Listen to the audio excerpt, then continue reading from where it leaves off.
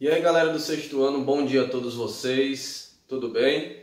Vamos dar início a mais uma aula de matemática e na aula de hoje nós vamos continuar falando de frações, só que nós vamos dar mais uma avançada no conteúdo, tá, pessoal? Na aula de hoje nós vamos estudar as frações equivalentes, nós vamos ver o que são essas frações equivalentes, nós vamos ver como é que a gente encontra uma fração equivalente a outra e como que a gente simplifica uma fração.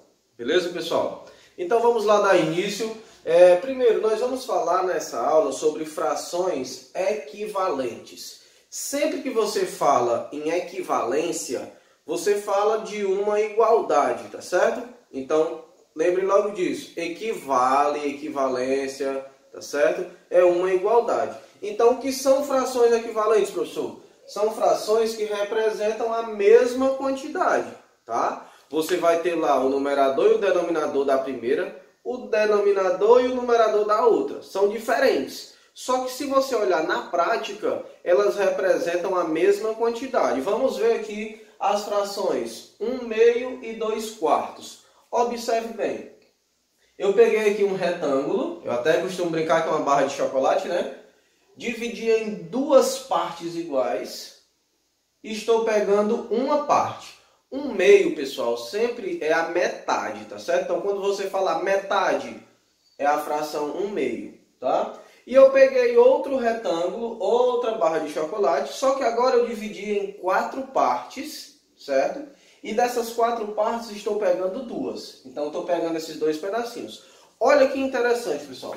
Se você olhar para a fração 1/2, o pedacinho de 1/2 e o pedacinho de 2/4, olha, eles têm o mesmo tamanho, não tem? Então, o que isso significa? Que essa fração 1/2, que é esse pedacinho, e a fração 2/4, que é esse pedacinho aqui, na prática, elas representam a mesma quantidade. Então, eu posso dizer que essas frações são equivalentes, ou seja, 1/2 é igual a 2/4, tá?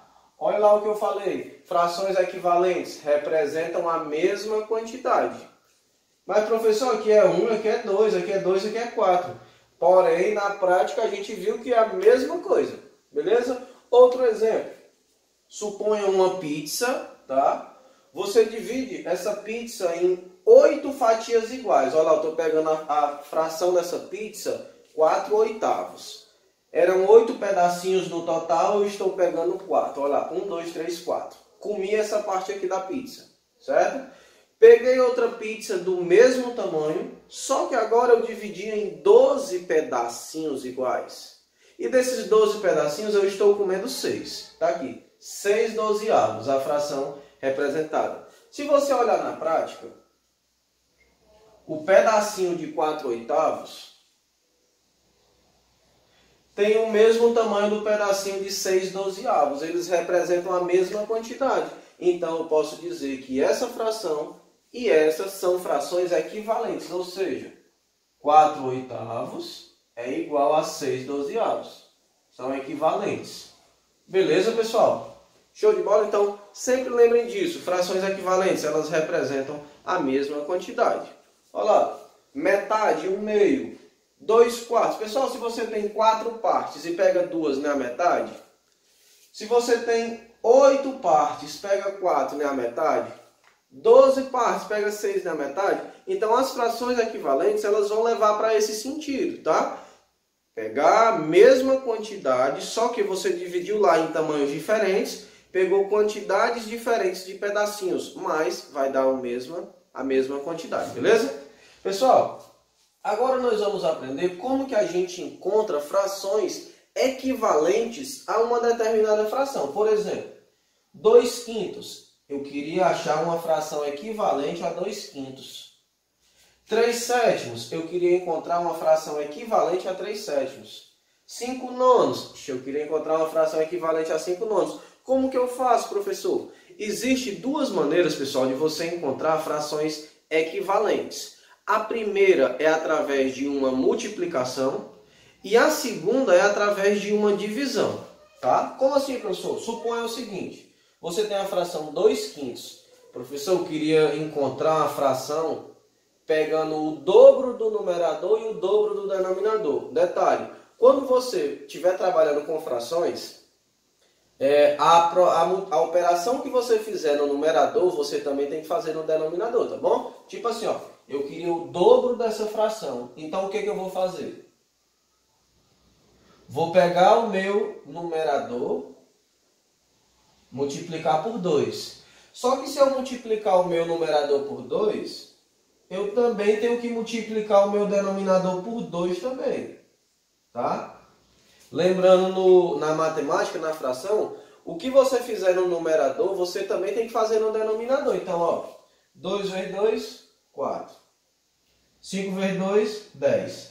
Então, pessoal, 2 quintos e 4 décimos são equivalentes. Beleza? Então, sempre, essa é a primeira parte, primeira maneira. Para encontrar uma fração equivalente, tá? Você pega o numerador e o denominador e multiplica eles pelo mesmo número. Por exemplo, 3 sétimos. Professor, eu queria pegar essa fração aí para encontrar uma semelhante, multiplicando o numerador e o denominador por 4. Posso? Pode. Olha lá. Eu vou multiplicar o 3 por 4. E o 7, se eu multipliquei o numerador, também tenho que multiplicar o 7 por 4. Olha lá. Vezes 4, vezes 4. Lembrem disso, pessoal. O que você fizer no numerador, tem que fazer no denominador. Então, ó, 3 vezes 4, 12. 7 vezes 4, 28. Então, 3 sétimos e 12/28 são equivalentes também. Se você pegar lá na prática desenhar um retângulo, dividir em 7 pedaços, pegar 3. O mesmo retângulo dividir em 28 e pegar 12 vai dar a mesma coisa. Beleza? Professor, eu queria achar uma fração equivalente a 5 nonos. Só que agora, professor, eu queria multiplicar por 6. Ó. Eu posso multiplicar? Pode. Só que se você multiplicar o numerador por 6, você também tem que multiplicar o denominador por 6. Tá? Beleza? 5 vezes 6, 30. 9 vezes 6, 54. Então, 5 nonos e 30/54 são frações equivalentes. Essa é a primeira maneira de você encontrar frações equivalentes. Multiplicar o numerador e o denominador pelo mesmo número. Tá? A segunda maneira de você encontrar frações equivalentes, pessoal, é através de uma divisão. Que a gente chama na matemática de que quando a gente faz uma divisão, a gente está simplificando a fração. O que é simplificar uma fração? É você pegar a fração e escrevê-la na sua menor forma possível. Simplificar, tornar mais simples, tornar menor. Então, por exemplo, professor, eu queria simplificar 2 sextos. Eu queria escrever essa fração que represente a mesma quantidade, só que ela seja menorzinha. Posso? Pode. 10/25 professor, vixe, é muito grande, 10/25. Tem como simplificar? Vamos ver agora. Se eu escrever menorzinha. 12/16. Tem como simplificar? Sim. Professor, e como é que eu simplifico uma fração? Olha que detalhe, pessoal. Aqui está o segredo. Para você simplificar uma fração, é necessário você olhar para o numerador e para o denominador dela, tá? E você vai pensar em um número que consiga dividir tanto o numerador quanto o denominador. Aqui, por exemplo, a gente não multiplicou em cima e embaixo, não foi? Só que para simplificar, a gente vai dividir em cima e embaixo pelo mesmo número. Então, de novo, para simplificar uma fração, você deve pensar em um número que consiga dividir o numerador e o denominador. Por exemplo, 2 sextos. Professor, qual é um número diferente de 1, tá certo? Esse número que você vai utilizar. Qual é o número que eu consigo dividir o 2 e o 6 ao mesmo tempo? Um divisor comum entre eles. Professor, o 2. O número 2 consegue dividir o 2 e o número 2 também consegue dividir o 6. Então, o que eu faço? Eu vou pegar 2 e 6, tá? Eu vou pegar o 2 e o 6 e para simplificar, eu vou dividir o 2 para 2 e o 6 também vou dividir para 2.